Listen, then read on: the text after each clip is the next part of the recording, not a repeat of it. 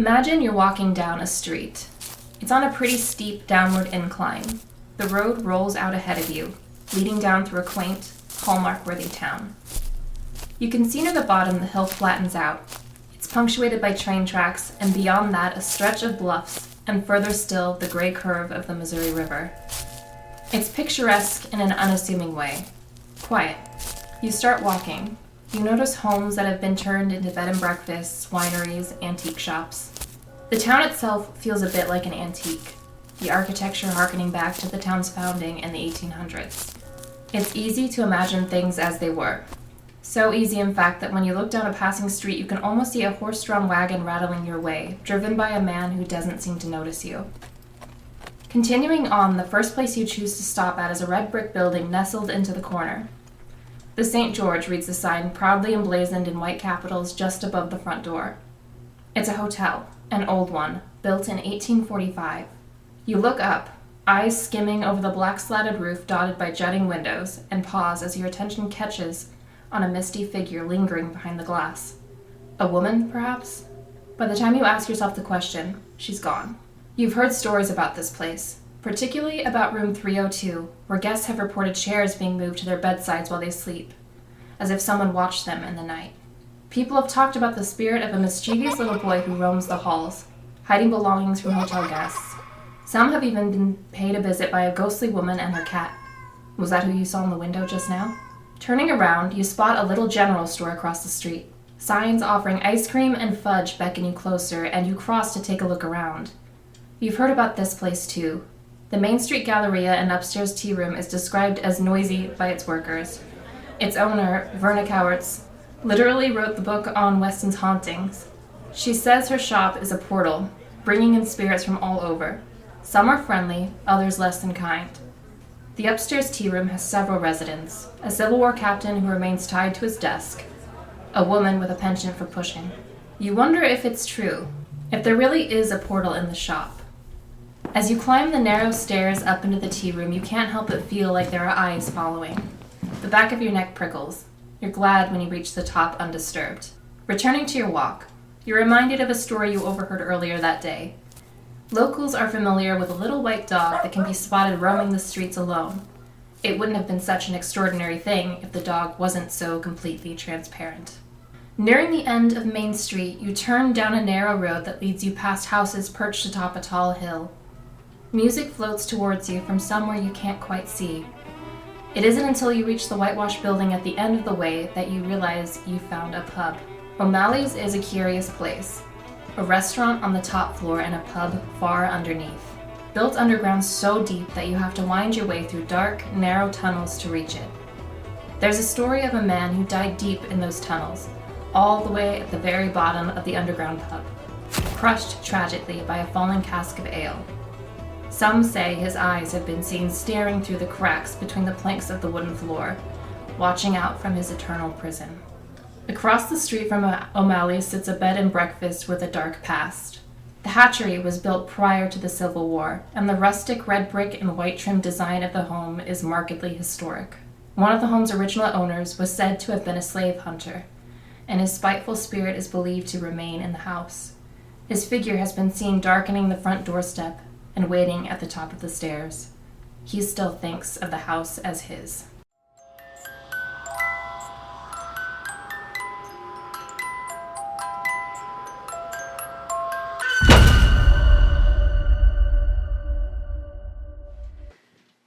So Emily just walked us through the town that time forgot. Weston, Missouri. I did. I walked us. You walked us through. We went on the walk. Yes, down. And you didn't have to experience the terrible planters of doom. Yes, Emily really struggled with the planters. Yeah. They're no fun if you're drunk. They're just these giant obstacles that are just looming ahead of you. Sidewalk. In the night. It's just like, how many people can we kill when they come visit our town? They are very large planters. Nightmare. It's a nightmare. Weston is a nightmare of planters. That's why we love it so much. We actually have been there, like, so many times in the last few months. It was like becoming a running joke. Just like, where are you going this weekend? I don't know, Weston. What's there? What is happening in Weston? That's not there. Remember that time we went and we had, like, no plan. It happened to be, I think, the Whiskey Festival, but we, like, didn't have tickets for that. So then we just wandered, like, we parked by, like, the train tracks, and then we just, like, crossed this little bridge and ended up in... It was so weird. It was so weird. Like, Jack's Bar? Yeah, it was like an like antique shop / event space / just weird ass collection of things. Like there was a tiny open faced chapel. Yeah. And then a little bar. That was really cool. It was really cool, and it was like, oh, it was Jeff. It was like, ring Jeff. Yeah, we had to call him. Pretty sure he was like in the bathroom because it took him a while. Yeah, they were like, he's like, I'll be right there. And then it was like 20 minutes later. Yeah, we were just like sitting at the bar, just swinging our feet, just like, do we leave? What do we do? But then we like started a thing because then other people were like, wait, where'd you get those drinks? Yeah, and Jeff was like, these bitches. But it was like, yeah, so anyways, that's just like, Weston is just so awesome. Like, you just don't know what you're gonna find. And so we did the Ghost Tales of Weston tour in October, which is kind of where we got a lot of our inspiration for the walk through town and some of the local ghost stories. Yes. And we've stayed the night at the St. George Hotel. We did an overnight. We did. That was so very interesting. Things happened. Things happened. Not necessarily haunted things. I don't know. I think it felt like a very cursed experience to me. I don't know why we chose to leave the TV on, but at one point, I think we had fallen asleep watching Miss Congeniality. Yeah. There's 3 of us, all sleeping in a king bed because sure. And an important thing to note with that was 2 of them, Kayla and our friend Laura, they were at the bed in normal places on the bed, and then I am at the foot of the bed, half hanging off, like I wasn't supposed to be there. I'm just like, thank you for allowing me to sleep on this bed with you. Like the dog at the foot of the bed. Why did I choose that for myself? Well, I don't know. We had a lot of beverages at O'Malley's. I was like a sad drunk. I had too much beer, and I was just like, oh God. My stomach was making bread in the morning. But for some reason we left the TV on, and I don't know, at some point in the night it was on this show called Cheaters. And apparently at various stages, because we all were like talking over breakfast in the morning, we all like woke up at different points in the night and were like glued to watching the episode. It was something like, I hadn't had an experience like that for a while. Like, I am convinced it was somehow supernatural because I don't know why I was so interested, completely probably drunk still, in this woman yelling at her husband on his yacht over his girlfriend. It was an experience. That sounds better than the episode I woke up to. It was something about, I don't know, it was like in they were in an apartment yelling. The yacht sounds more interesting. It was classy. It was classy, not classy debauchery. It was weird as hell, and my legs were just hanging off. I was just like, come on, demons, this place is supposed to be haunted. My legs are hanging out of the bed. I don't even got a cover. Sadly, we were staying on the 2nd floor, so next time we stay there, we probably should request room 302, but we didn't think our friend Laura, who's not into the spookies, would have appreciated. We didn't even tell her. She's probably finding out as she listens now. They lied to me. That it was a haunted hotel, but we were the floor below. If anything happened, we slept through it. Or we were too engrossed by Cheaters. The ghost just literally just like pulled up a chair and was like, what we watching? This is my favorite show. Exactly. But it was actually a great room. We should have spent more time in there. It was huge. It had like a sitting area and like a little dining area. Yeah, I was surprised. But we literally, we got there that night, had dinner, drank at O'Malley's, went to bed at 1 in the morning, and then went and had breakfast at 8 in the morning and checked out. So yeah, it was kind of a blur. It was a little bit of a blur, but yeah. So we want to go back and maybe actually explore some hauntedness. Yes. But get an actual spooky experience, I hope. Yes, but this is just our, initial step into the hauntedness of Weston. Yeah. We definitely, I think, picked some places that we've talked about that we want to go back to and see a little bit more fully and hopefully actually have something happen. Yeah. And as Emily kind of touched on in her, narrative, I mean, Weston is really a unique town, and it's just because it has so many old homes and old buildings. It is the town that time forgot. It basically became a ghost town until it was revitalized in like the 1980s and 90s, and even today still being revitalized. So basically it was kind of untouched, which is cool. Mm-hmm. So it has a lot of history that's still there versus a lot of towns, buildings get torn down and stuff. Yeah, so. Which is why I think like that place, you wouldn't expect it because it kind of feels like it's in the middle of nowhere, but if you go there on a weekend, it is so busy. Oh yeah. Like, and you compare it to other towns that in a lot of ways should be similar. It's just like Weston just has this charm. Yeah. And I think it is because so much of the historic buildings were saved. So it's just like, it's a bigger small town than I think a lot of small towns are. Yeah, and it like knows what its strengths are, and it knows the strength is like the history and like all these cool little buildings and the quirkiness and all of that, and it's very interesting. Like you wouldn't normally think like to tell somebody if they're visiting from out of town to go to this weird little town out. You gotta drive through some fields a ways, and then here you are. You wouldn't think to tell people to go there, but that I think is like my top place to be like, you should totally go to Weston for a weekend if you visit Kansas City. Yeah, it's become a really, popular, I think, little weekend or day getaway from Kansas City, because it does feel like you're a lot farther away from the city than you are, because it's, like to get to it, like Emily said, you gotta like kind of drive through country roads, and then you're like, whoa. Like, where am I? And I think some Lifetime and Hallmark movies have actually been filmed in Weston. Have they really? Because it's just so cute. Oh, because I was thought like it looks like it should be in a Hallmark it actually has movie. been. Oh, fun fact. Fun fact. Stay tuned. There's gonna be more. Oh yeah, it's a catchphrase. Fun fact. Oh, unrelated. If you hear geese, I'm sorry. I can't do anything about it.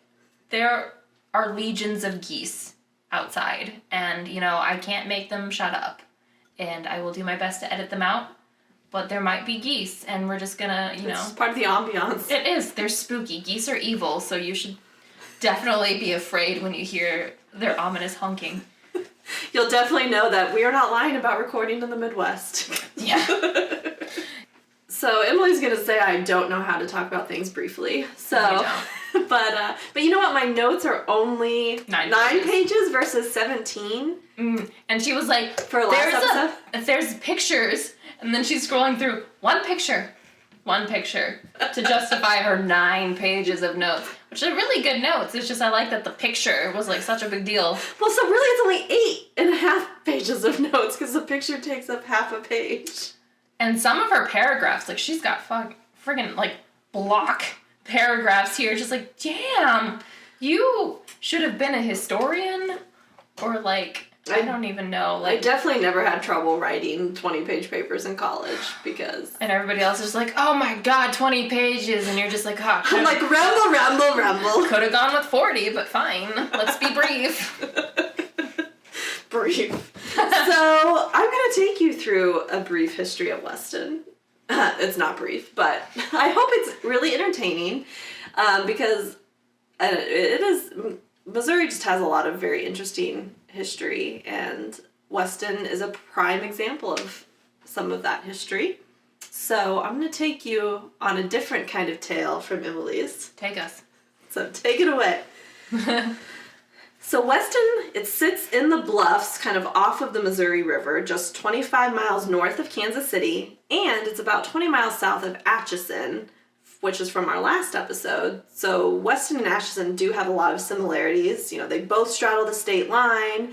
They are along the Missouri River, or, well, at least Weston used to be along the Missouri River until 1881, when a major flood caused the river to revert back to an old channel 2 miles from town. But that is a story we will get to a little later. I want to first take you to the founding of Weston. The Platte County area was originally part of the Louisiana Purchase in 1803. When Lewis and Clark explored this new territory in 1804, they described it as beautiful and diverse in plant and animal life. Traders and trappers were enticed to come to the area because of their writings. Lewis and Clark stopped at Bear Island, which was near the location of Weston City Hall today. Then in 1836, the federal government officially bought 2 million acres of land from the Iowa, Sac, Fox, Sioux, and, I forgot how to say this. Which one was it? Algonquin? Yeah. We had to, we looked up the pronunciation. Yes. I wanted to make sure. Words are hard. Words are hard. And I wanted to make sure I said it right. So yes. The Algonquin Indians. And this purchase was called the Platte Purchase. And Weston sits in Platte County, so that's where the county name comes from. Anyways, after the Platte Purchase, the Indians were moved to a reservation in northeast Kansas. So kind of similar to Atchison, there were Native Americans living in this area. I don't really think that plays at all into the haunted history, but This area was inhabited by Native Americans before the white man came in. Weston was first settled by 2 soldiers from nearby Fort Leavenworth in Kansas in 1837. Story has it that they rode up the Missouri River and found that the river made a natural bay at what would later become Weston's Main Street. This bay was perfect for steamboats and ferries to harbor, so the 2 men set out to purchase the land, and thus the story of Weston began. One of these men was Joseph Moore, who built the very first cabin in Weston. The other soldier was Sergeant Tom Weston, who laid out the town plan. And there are 2 theories to where Weston got its name. It either was from Sergeant Weston, which makes the most sense to me because that's his last name. Right. But the other theory is that because the town was the oldest settlement in Platte Purchase and also the farthest settlement in the West at the time, it could be from West Town, Weston. I personally just think it's probably named after one of the founders. That kind of made there's a guy named Weston. No, they couldn't have possibly named the town after him. No, that makes no sense. This is ridiculous. They named it after the other guy, Easton. Yes. But after these 2 founders... Get out of here, Emily, with your commentary. I'm sorry, I'll roll away. No, I'm just kidding. And as the town grew, settlers arrived from southern states bringing tobacco and hemp crops with them. But sadly, this also meant bringing slavery with them to work the crop fields. Initially, tobacco was the main industry, which is still farmed in the Weston area today. But farmers learned that hemp yielded a higher profit, and this became the main cash crop. At one time, Weston was the world's leading producer of industrial hemp. However, due to the very difficult work of farming hemp, slavery was depended upon to keep costs low for the farmers. The area was also settled by immigrants from Germany, Austria, Scotland, Ireland, and Switzerland. And the Germans were very anti-slavery, so this will play into the politics and businesses of the area as the Civil War nears. One of Weston's forefathers and first entrepreneurs was Ben Holliday, whose first business in Weston was a small tavern established in 1838, which was just a year after the town's founding in 1837. Little fact, in 1841, Holliday became the first postmaster of the town. He also had a stage line called Holliday's Overland and Express Company that had 7 mail routes serving the Nebraska and Wyoming territories. But his biggest business in Weston was outfitting the Mormon wagon trains headed to Salt Lake City. And there's some really fascinating and grim Mormon history in the Kansas City area that Emily and I want to discuss in a future episode. It takes place in Independence, Missouri, which is a part of the Kansas City metro area. And just of interesting note, Mr. Holliday served as a courier during that 1838 Mormon War for the state militia. By 1852, though, Holliday moved to California to further expand his empire. But he did, in 1856, come back to Weston to establish the McCormick Distilling Company. And that distillery is still in existence today, now called Holliday Distillery. And it is the oldest whiskey distillery west of the Mississippi River and the oldest continuously operated distillery in the United States. Good job. That was a lot of words. She, as soon as she finished it, she looked at me like, Be proud. You should compliment me. There's a lot of S's. Yeah. I went to like speech therapy as a kid, so that was very impressive for me. Did you have a little S problem? I had like the R, like W problem. I should probably go to speech therapy now, honestly. I feel like I've got things that need to be sorted out, but it might just be a personality issue. I should probably have some refreshers. Man, if you guys heard us when we were like just practicing, oh my god, we could not pronounce. So I'm very proud of ourselves now that we're starting. It was a problem. Don't know where our accents were coming from. Yeah, Ona. The Ona. The Ona. The Ona. It was bad. It was bad, but bad in a really great way. A really funny way, we hope. At least I laughed. Doesn't take much. But back to this Continue. very, very fascinating, intriguing history. Continue with the history teacher. During the 1840s, numerous churches were built, several of which are still standing and in service today. I actually went to Mass at Holy Trinity Catholic Church in Weston this morning, so... Well, anyways, the architecture of Weston has influence from the French traders that came up the Missouri River from New Orleans and from the Germans that immigrated to the area. By the 1850s, Weston population was 5,000, and it became the second largest port in Missouri behind only St. Louis. That is pretty impressive. I'm impressed. Yes.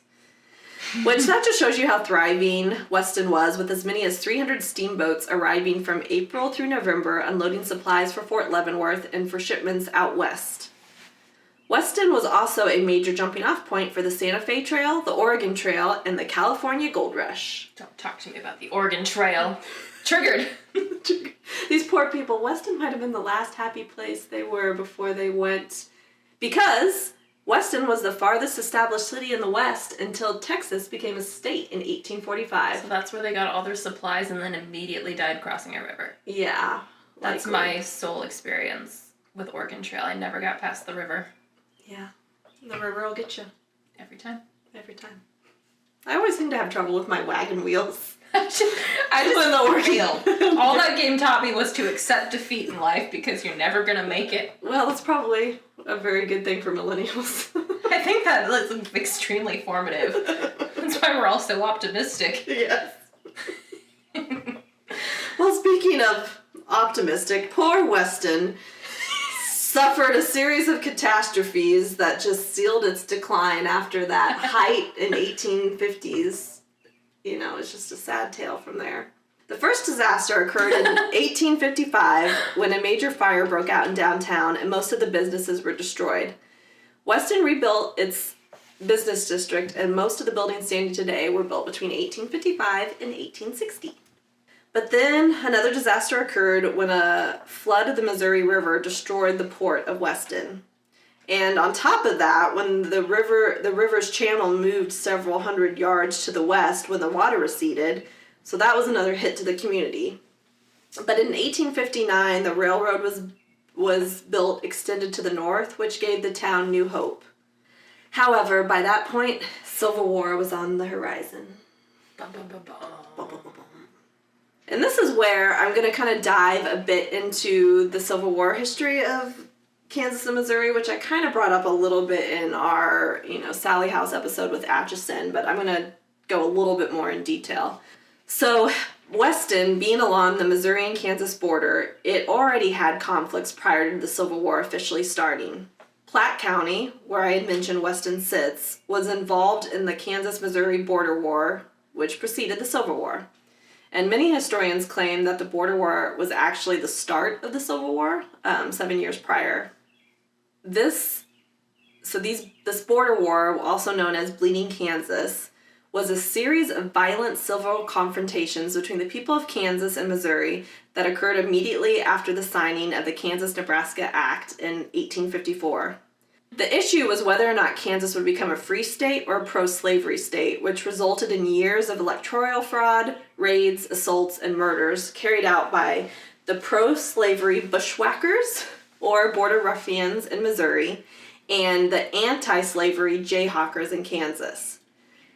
These murders, for instance, led to Jesse James and his brother taking up arms, which we want to talk about. I don't think we have mixed feelings about Jesse James. I think we just have feelings. Yes. I think he's so fascinating that at the time he was kind of a romantic hero. Yeah, he was definitely heavily romanticized. And even, like, at the time. Yeah, he was... They definitely saw him as, like, a Robin Hood figure when he... Really wasn't? No, not at all. Anyways, that's a little off topic, but really, these border war, this kind of lead up to the Civil War is what got him and his brother to join the Confederacy, because there was just a lot of bad stuff happening. That's just kind of a little sampling of what I hope to talk about someday. It's a sample of the horribleness that she'll go into in further detail later. Yeah, get excited. Get excited for the murder. It's gonna be so much fun. Murder. I really hope my neighbors didn't hear that. They already are scared of me. Well, your neighbor upstairs was like a pony or something. God, yeah. Back to the history. Back to the history. I'm sorry, I'm such a spaz. It's okay, I am too. I brought up the pony, I think, so. I did, and I was like, yeah, we'll see if we keep the pony. Talk about the pony. Talk about the pony. Well, hey, there's some Pony Express ties to Weston, too. Oh my god, you missed the finger. I can't even, like, describe what just happened. It was just like, hey. Hey, my brain is working. You and your, like, segue. You're able to turn everything into a segue. It's very impressive. Or it's annoying. No, I love it. You're doing great. Well, I don't know how to turn the pony back into the border war, but here we go. So, given Weston's proximity to the border war, also known as Bleeding Kansas, the town had sympathizers on both sides of the conflict. But since hemp was so dependent on slave labor, and that was just a big industry for the town of Weston, most of the population was pro-slavery, along with most of the state of Missouri, sadly. But in this town, you just had fervent abolitionists living next to fervent pro-slavers, and Weston actually experienced, like, hand-to-hand fighting in the streets, well before the Civil War was officially declared in 1861. And by the time the war started, though Missouri was filled with pro-slavery sympathizers, the state joined the Union in 1861, and many of Weston's young men went to war. So, they had to fight, even though they didn't maybe believe in freeing the slaves. They were, had to fight for the Union, which is good, but interesting. Yeah. It's just like, I'm sorry, I don't feel bad. I know, exactly. I don't feel bad, but it just shows, like, that's how brother against brother kind of happened, because Weston did have an official battle of the Civil War in November of 1861. It was its first and only organized battle at Bee Creek. The fight lasted for about an hour and only ended when the Confederates ran out of ammunition. And the entire battle was visible from the land of Red Barn Farm, where today lots of people get married. So just wanted to put that out there, you newlywed. It's quite lovely. It is lovely, but it was once a battlefield. Well, maybe everywhere was once a battlefield, if you think about it. Probably, actually. It's a great place to get your pumpkins. It is. It's a very nice place. Maybe the land is so fertile because it was a battlefield. Oh. So think about that when you're picking your pumpkins there. Corpse pumpkins. That's very Halloween. It's good fertilizer. It is. I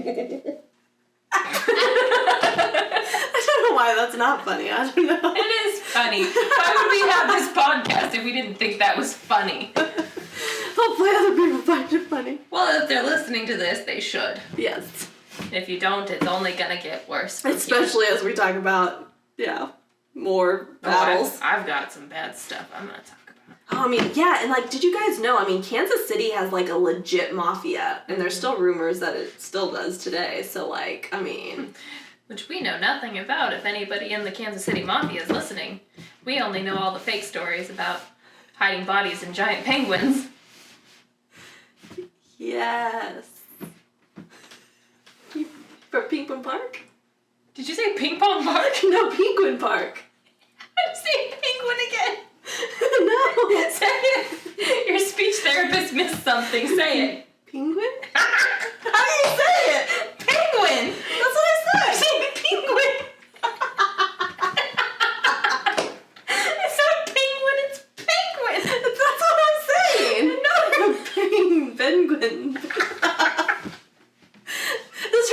me of, I think it's Benedict Cumberbatch, can't say. It is. Well, I'm in great company, apparently.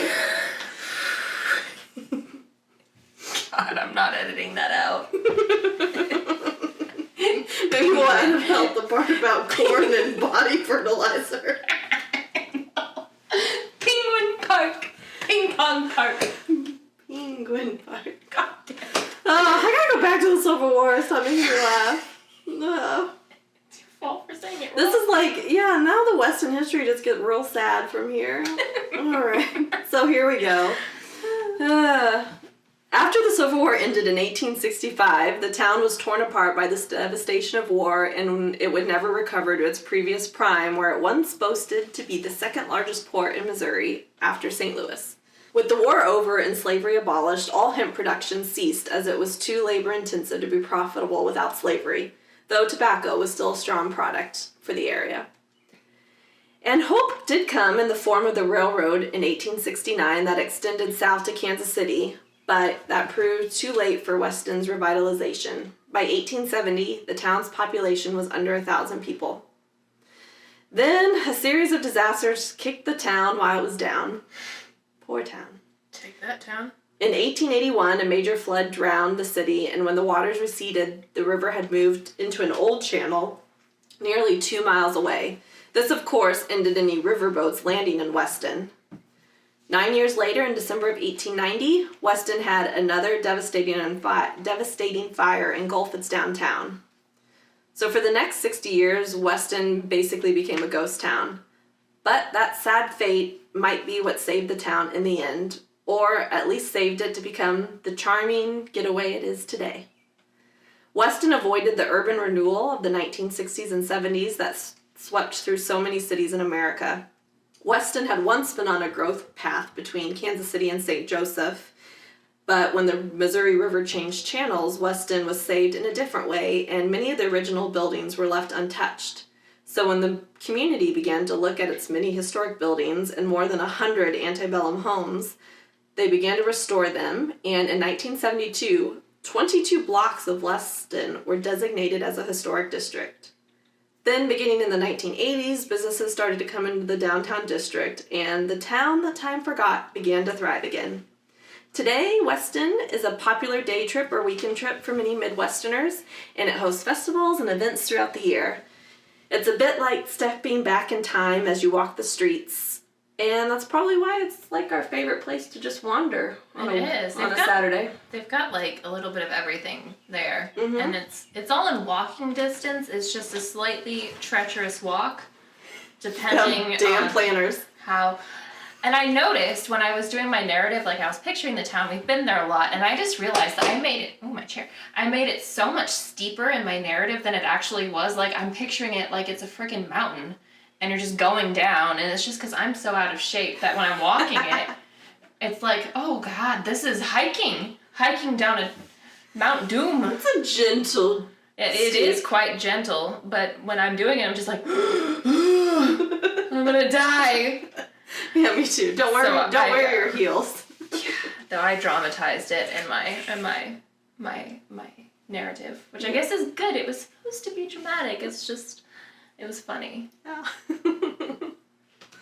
So that is some history on Weston. That is some history. You did a good job. Thanks. There's, Yeah, we're gonna have to get you your PowerPoint and your pointer at some point so you can truly go into the history as much as you want. Well, and then as I'm like throwing out dates, there can be this like visualization of the timeline. Didn't you make a timeline? I did for the Salad House. Okay, because I was like, I had like a clear image of a timeline. I sure did. Right. I don't know. I did write some little blurbs about each place you talked about in your narrative. Do you want to talk about their little history? Yeah, I can give the professor a break. Yes. My speech therapist needs me to take a break. Hey, you need to talk about penguins. Penguins. That's what I say. You didn't say that. All right. So history about these places. For more history. on the history. We haven't historied you enough. This is the history addition to the history section of the podcast. This is like, you know, if you like do a little indent, like breakdown, like, you know. Yes. Yeah, if there's a picture, imagine us zooming in on places now. So we're zooming in on the St. George Hotel again. It's located on 500 Main Street in Weston, in case you forgot what we were talking about. It was built in 1845 as a working man's hotel, which is why we stayed there, because we're working men. We sure are. I'm working my bones. I'm working yep. I got my strong working arms. It welcomes steamboat captains, tradesmen, and travelers. It was one of 3 hotels in Weston during its prime, but the only historic hotel left today. It had 47 rooms on the top 2 floors. The first floor was a saloon, a tobacco shop, restaurant, 2 retail spaces, and sample rooms where traveling salesmen could exhibit their goods, which I thought was really cool. That is really fascinating. Like, do you think that was a common thing? I don't know. Or is it just because Weston was such a, like, because it was a port city, it was, like, Probably. so, it had just more. so many travelers that they had. Yeah, because, like, now, I mean, it kind of is like that still now, actually. It has, like, the general store. It's got that, That bar with those amazing drinks. That bar is Yeah, so if you guys good. go to Weston, you gotta go to the bar in the St. George Hotel. So messed up there. Yeah. I spilled half of my, like, $10 cocktail. It was $14. Oh, no, I thought I was rounding up to begin with. My hand was like, I was so excited, my hand was just shaking. It kept going, whoop, whoop. There was a pool around me on the table. Oh, but they're so good. God, it was delicious. Those cocktails. That's where I discovered my love of gin. It's probably a bad discovery in retrospect, but it was good. Yeah. All right. Gin will sneak up on you. Oh, God. Yes, it will. All right, so. Do you know how hard it is for me to not say my gin fun fact? Say it. Just say it. You haven't said it yet. This gin fun fact, I swear, was the foundation of our friendship. I heard it 30 times. I know. I finally had to stop myself because I'm always like, you've already told me that 30 Like, times. I'm sorry. Like, I want you to. I'm happy. You're happy that you know this. But no, tell us. Oh, no, I forgot it. I've not said it for You so have long. not forgot it. God. It was founded in England, and it's made from juniper. Thank you. You're welcome. Anything else? I don't think so. You good? I think that was mostly just all I said, and you're like, yeah, I know, Kayla. I feel like you told me every time we hung out for a solid month. I did. I'm forgetful in my old age. That's forgivable. The fire in December of 1890 that swept through downtown Weston left the building in ruins with only 2 street-side brick walls left standing. Da-da-da.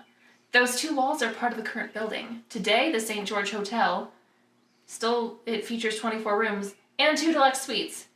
And again, the amazing bar that you should totally go to, but not late at night because they will tell you to leave. Yeah. Which is kind of just habitual for us. People tell us to leave places a lot. They do. I don't know what it It's is. about our faces. We're like, oh God, not them. Get out. Instead, we just went upstairs and watched Cheaters. Not on purpose. No, you went too far. I went What'd you too do? far. I clicked really hard. Where am I? You're at the beginning. I went to the beginning. We're restarting this episode. Buckle up. You would just really want to re-listen to me. I'm aggressively clicking on this keyboard. And I can't. Oh my God, I gotta help her. Help me! Wow. So after the Civil War and the 1881 flood, the hotel lost most of its business, but the building persevered by operating as apartments, a post office, and a bank. The hotel is believed to have hauntings dating back to the Civil War, and the most active rooms are 302 and 303, where a young boy is said to roam and steal things from guests.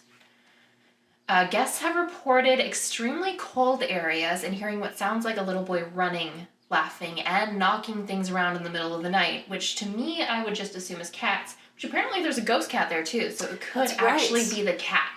Because my cats do that. I'm just like... The ghost cat. Yeah. So the St. George Hotel is one of the most haunted hotels in Missouri.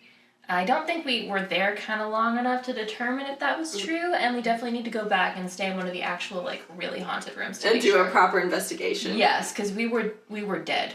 Yeah, we kind of just stayed there because we wanted to have a night out. Yeah. And it's like the only hotel. I mean, there's bed and breakfast, but it's like the only hotel in the downtown area. So. Yeah, if there was a ghost, it was just watching it just like, what? These absolute disasters. We're haunting somebody else. This won't even be satisfying to scare these people. Yeah.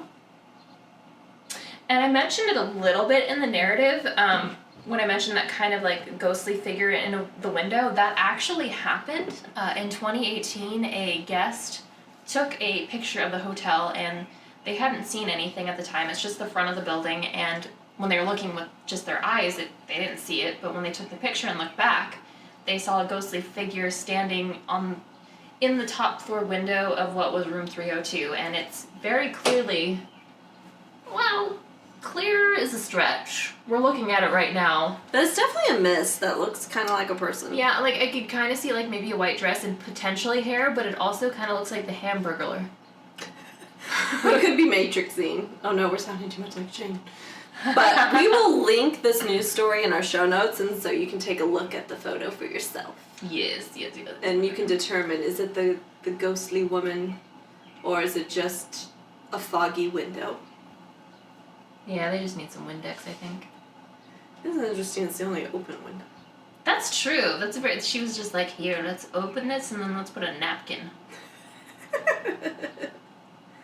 So another place that I kind of mentioned in the narrative is the Main Street Galleria and upstairs tea room. It's a variety store, confectionery, an old-fashioned soda fountain, and a tea room, and a full restaurant.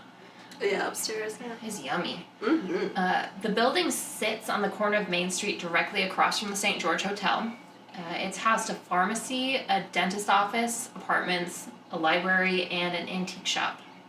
The soda fountain on the main floor has been in operation almost constantly since the doors were first opened over 100 years ago in 1893. We had a delicious breakfast there. We sure did.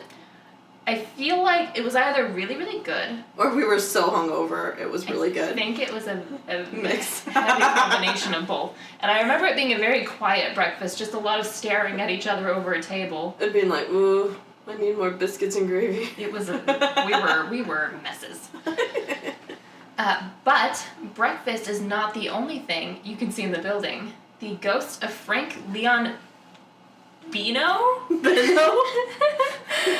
We'll just call him Frank. Oh, Frank. He's got a long name. And his wife Creola are said to haunt the premises. They ran the drugstore on the site for decades.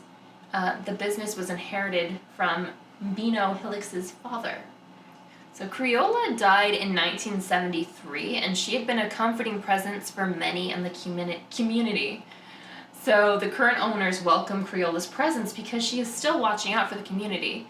Her voice has been heard upstairs. Other activities include the front door mysteriously locking, items falling off the shelf on the first floor, and hair touching while in the bathroom. That was like a thing? See, I remember their description of the woman presence in the upstairs being more malicious, because I remember they were describing Yeah, because that's what I mean her. About but maybe it's not this Creola. Maybe not, because I remember being kind of creeped out going to the bathroom, because Yes. they literally made it sound like she, lurked in the corner of the bathroom and just would sometimes just mess with whoever was in there. Right. So I had, the image of the Grudge lady just standing there with her hair in front of her face. And I did. I peed so fast. And I was like, I don't know, I'm sorry. I think I was talking to her, I'm just going to the bathroom. I'm so sorry. I know this is your space. Don't mind me. I'm just going to leave. Yeah. Mess with the next person, please. So the tea room also has a desk in the upstairs kind of restaurant area that was owned by a Civil War officer, Captain James McCarty. Captain McCarty came with a desk and is known to lock doors and knock pictures off the wall. And I know Verna kind of described him as her guardian angel, almost like she, the owner of the tea room, felt like they had a very personal connection. Yeah. Like he was there to protect her, which I thought was very interesting. Mm-hmm. And we were sitting right next to that desk. We sure were. I could have leaned back and I know she said, it came with a ghost, and I'm just looking over, and I was like, oh. This desk, right that here. That one right there, that's the haunted desk. Hello, Captain McCarty. And another thing that I mentioned is Verna strongly believes that the tea room is a portal. Mm-hmm. When we went to the Ghost Tales tour she does, she pointed to two parts of the room, and specifically said, there's a portal right there, I can see it right now. The wall's kind of distorting, and it's like, I don't remember how she described it exactly. It was very vivid to the point where I was staring at it and like I got chills. I know, I was like, wait, I think I'm seeing it, or I'm either seeing it or the wall is stained, but I don't know which. But it was very creepy, and I definitely felt she's either just a remarkable storyteller, which she is for sure, but I definitely felt like odd. Yeah. I think she's in touch with. Oh, for sure. What's happening beyond the veil. Beyond the veil. So the next haunted place that's pretty well known in the town is called the Hatchery House. In 1845, and side note, we kind of took this directly from their website, so. Okay, so in 1845, Benjamin Wood, who would later become mayor of Weston, built a beautiful 2-story federal-styled home. Through the years, the house has changed owners several times. Benjamin Wood sold the house to Ben Holliday. That guy again? Throwback to my boring history earlier. It was not boring. But he sold it in 1856. A few years later, in 1872, Ben sold the house to his brother, David Holliday. And David lived in the house and ran the distillery that he and his brother had founded, while his brother Ben ventured west and gained fame from the Overland Stagecoach Company. David left the property to his sister, Kate Butler, after he passed in 1899. However, it was bought out by her niece and her niece's husband, Clara and Thomas Barton. The house stayed within the Barton family until 1920, when it was sold to Emma Doppler. When she died in 1936, Herbert Doppler inherited the house. Around 1940, Herbert Doppler converted the house into apartments. And I hate this fact. Just so you know. So it is not a fun fact for Emily. No, it's yucky. It's a yucky fact. Here's your yucky fact. Quite often, due to the inexpensive rent, newlyweds occupied the apartments. As time passed, many of these young couples conceived and had their children while living there. Consequently, the townspeople coined the phrase the hatchery for the hatching of the babies. So that is why it is called the Hatchery House, because lots of babies were made. And we were talking earlier about how it just must have been just so noisy from at all stages of the baby hatching. Yes. And I absolutely despise the word hatching when used for babies because the visual is just really gross for me. And maybe that's just me, but I don't know. It's very farm sounding. I'm like, oh, those little baby chicken peoples. I don't know. I don't like it. So Glenn and Jolene Payne, I can't say that name normally, Jolene, I don't know why. They purchased the hatchery in 1985, which saved it from being torn down. Renovation took several years of hard work and determination. Their dream was complete, to restore the structure to its original form. They decided to open the home to the public in the form of a bed and breakfast to allow others to share in its uniquely preserved house. Now, formerly a hotel, the Hatchery House holds its historic namesake and continues to run as a bed and breakfast, showcasing its antiques collected throughout the years. And, as I mentioned earlier, there is also a ghost. I don't remember any specific stories about him other than him just kind of standing places looking very ominous and spooky. Mm-hmm. And I don't know how verified him having been a slave hunter was. That's the story. Right, because I kind of feel like at the time of when a slave hunter might have lived there, Ben Holliday owned it, but he also was living in California at the time, so I don't know, like, was he just the owner, but someone else was living there? I'm kind of confused. I do get the sense that a lot of Weston stories might possibly be tall tales or something that's just kind of passed down urban as like legend. Local, like local lore, and it kind of ties into like some of the history in O'Malley's. I don't think that the scrolly down doesn't work. It really doesn't. So with O'Malley's, the Weston Brewing Company was first established in 1842 by German immigrant John Georgian, and it was one of the first lager beer breweries in the United States. Since this lager beer needed to be stored below 60 degrees, construction dug to a depth of 55 feet below ground with 5 arched limestone cellars, which, if you remember from our last episode, limestone is super important, which is kind of interesting because I feel like, I don't know if it's just because you're so deep underground, but I feel like O'Malley's has kind of a very weird vibe to it. Yeah, you have to descend, like, so far down. Like, you don't have cell service. Yeah, it's like, I love it. It's creepy, though. It is. But it also, it's, like, got that Weston has that limestone, water, things. and train tracks. Yeah, get everything it needs. Mm-hmm. So, the brewery closed for a time in 1919 when Prohibition was signed into law. Oh, we've got a fun fact. Oh, shall I read? You should do it. You should do it. It's for you.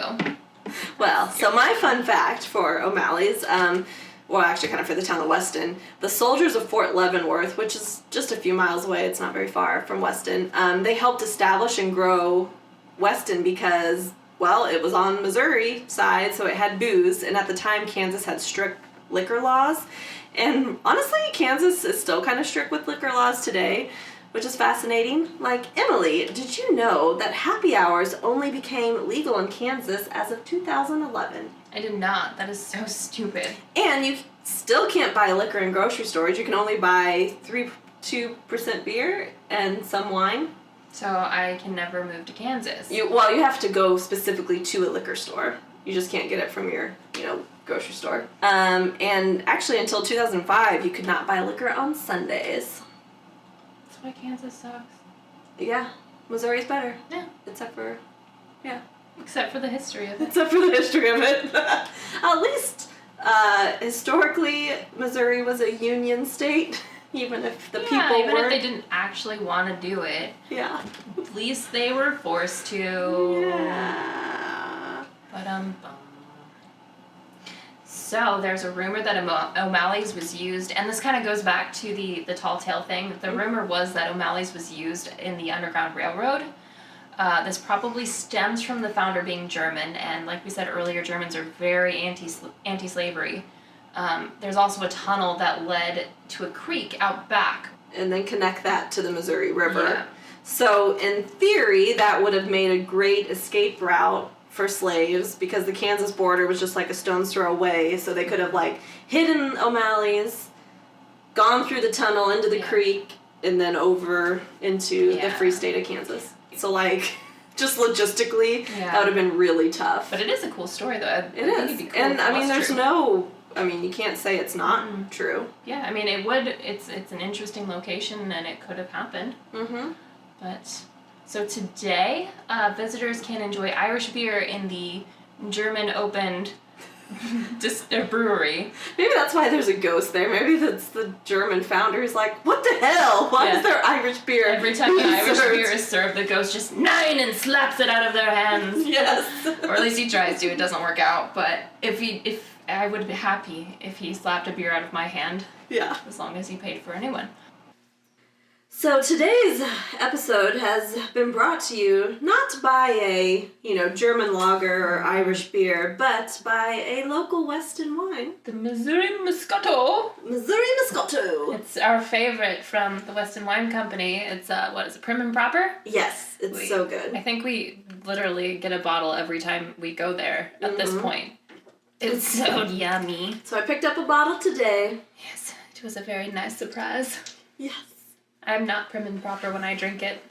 And it's not officially brought to you by, maybe someday, but... If you're listening, please officially bring us by you. How would you say that? Brought to you by? Mm-hmm. Yes. Yeah. Is that what you mean? It is now. Well... I struggled. I'm not even tipsy. It's just the very strong onion I had with dinner. It knocked my senses straight out. I feel like I'm just breathing onion on you, and it's just... Good thing we're towards the end. Mm-hmm. We do have to wrap up, though, So when we were doing the Ghost Tales of Weston, Verna's tour, we were pretty drunk, so we were like, we gotta take notes, because we're not gonna remember anything. Yeah. And my shorthand is just... I think, both of us have very, very fantastic shorthand. That's just great. My notes are just like a stream of consciousness. I don't know if I should read them all. Oh, read them all. You want me to read the whole thing? I mean, it's not that long, really. Oh, yeah, read the whole thing. But it just... you might learn some more facts that I didn't touch upon. We might learn something about ourselves along the way. So here we go. Not sure if town is named after Weston or West Town. Weston was built on slave labor. Hemp was main export. The founders moved away because they didn't like politics. Town was based in ferries.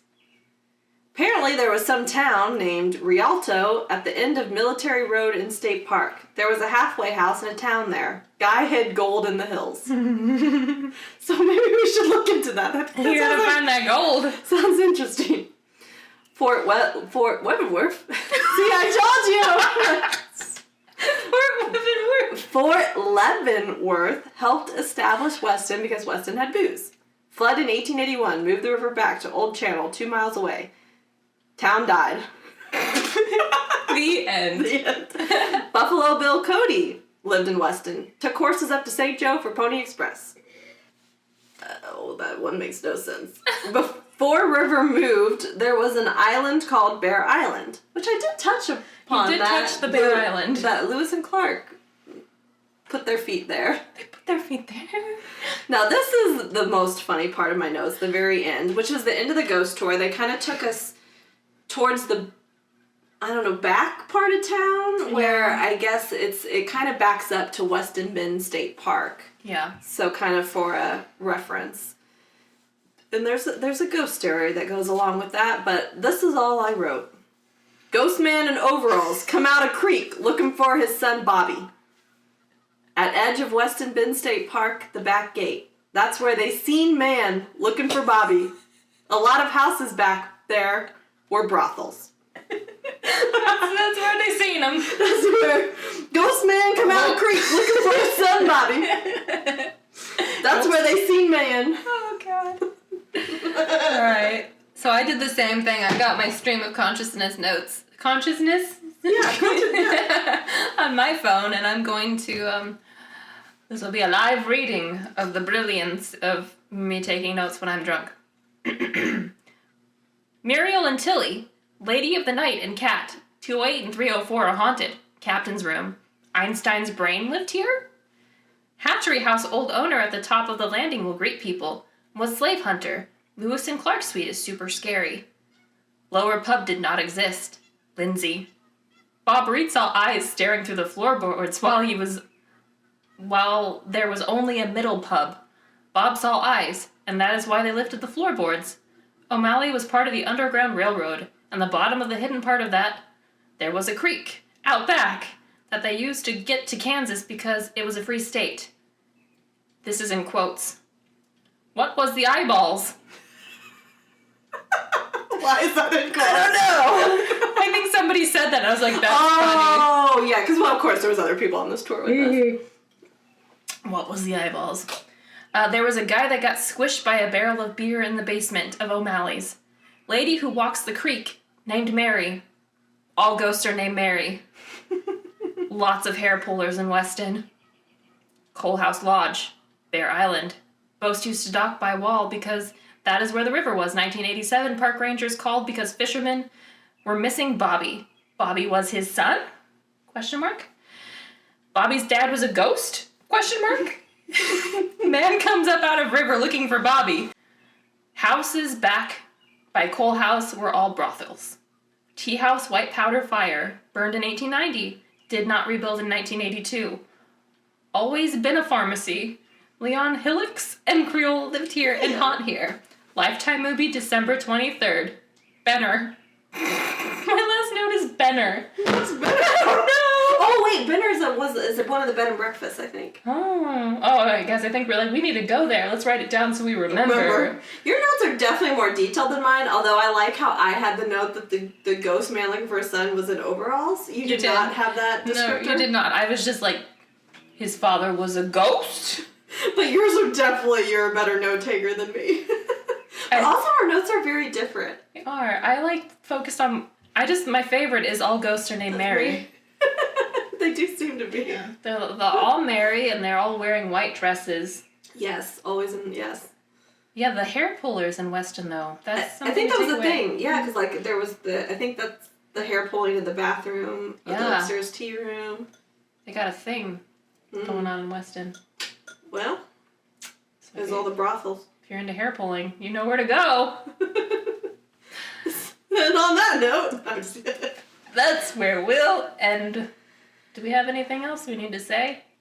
I mean, there's definitely, there's a lot about Weston, because like I had said in my history, like, 22 blocks are like reserved as a historic district. So there is a ton more buildings that we can, explore, in cemeteries. So Weston, we will be returning. Oh, for sure. We definitely want to go back and do some more like live things at these destinations and try to go specifically to, like, if we go back to St. George, go to those haunted rooms and go to the hatchery and hopefully not hatch anything. But apparently we need to stay in the Lewis and Clark room for your notes. Apparently it's creepy. Yeah.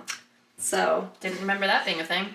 So stay tuned. Somewhere down the road we will be back to Weston, and we've hoped you enjoyed our tour through Weston. And definitely, if you find yourself in the Kansas City area, it is absolutely worth a visit.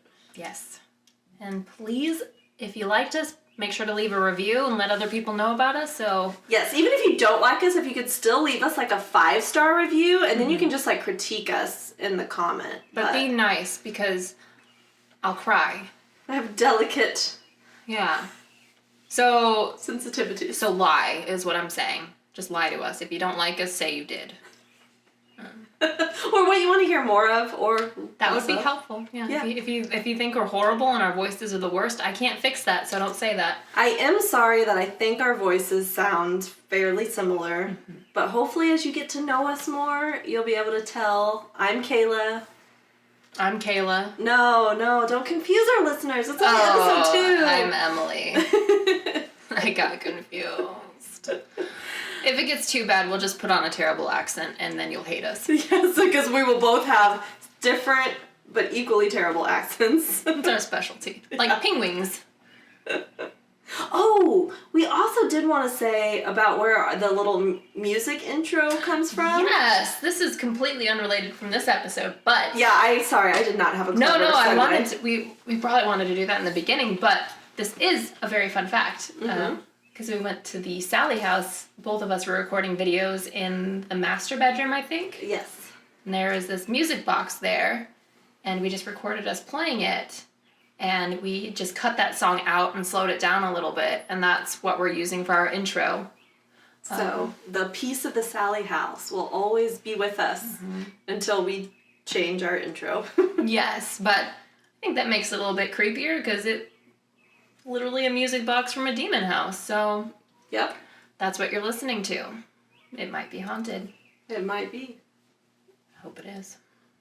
And that's it. On that note, we bid you farewell. We've already established we're really bad at saying goodbye. I know. Maybe we need to, research, how other podcasts say goodbye. I think they just stop recording. No. So we should just stop recording. Probably. That's what the stop button's for. We'll catch you next time in episode 3. Yes. Bye. Bye.